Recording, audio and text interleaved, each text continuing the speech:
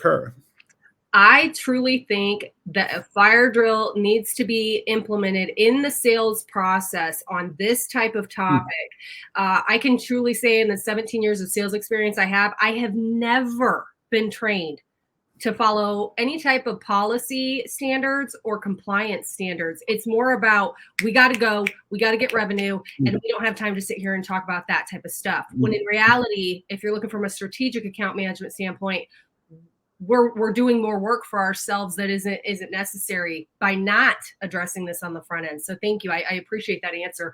And I'm going to go into the next topic, and I hate to say this is one of my favorites, but it's such a real thing. And I really appreciated your story. Would you tell everybody the story about the event that you attended where somebody was able to steal laptops during this event? I want you to just give us some details of exactly what happened, and explain it. How did that even happen? Yeah, this was, I was working at one of the bigger banks here in the Nordics, and we had in the office, which is located in the central part of Stockholm, very center.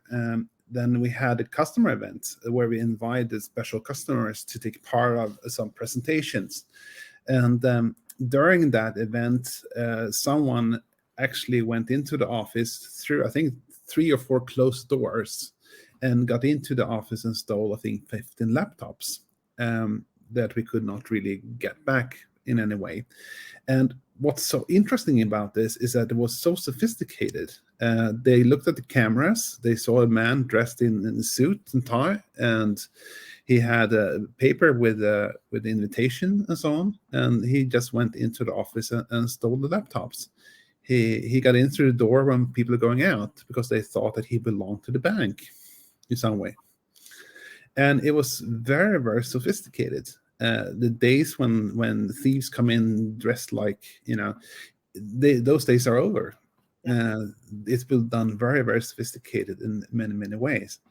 And this also caused a lot of problem about both the technical parts, about the data that was stored local on the computer, and also the computers itself, but also the discussion about our routines and the procedures of how do we manage doors and entrance and these kind of events. Yep. And that is something we never practiced on. We never had any discussion about this. And therefore, this is also a very good topic for a fire drill. Let's pretend that this happened. What do you do when it happens? Who do you contact? Do you involve the police, do your own security, insurance companies? What do you do to secure the rest of the laptops and equipment in the office and so on? So this is also a very good example of where you need to do a fire drill and get everybody on board.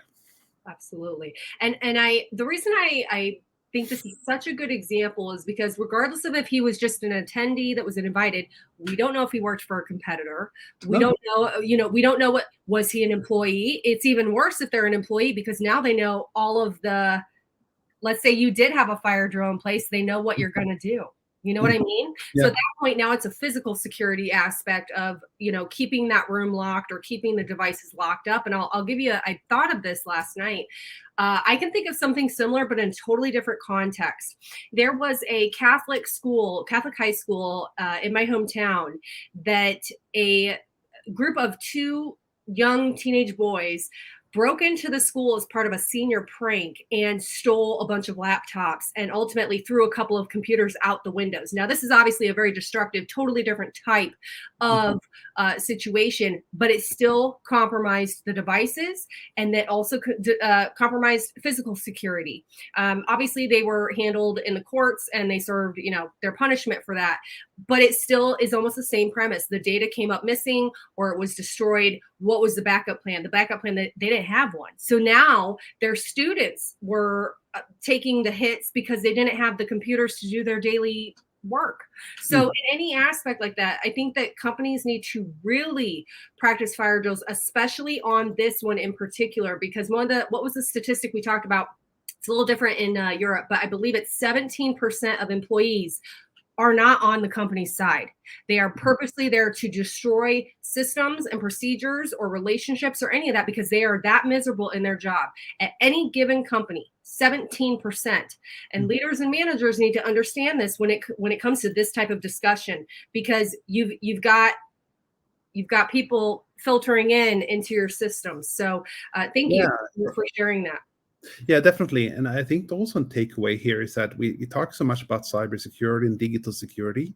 And we also need to understand that this is also very physical and it's very much people oriented. And that's where some of the biggest damage will take place. Yep. So it's not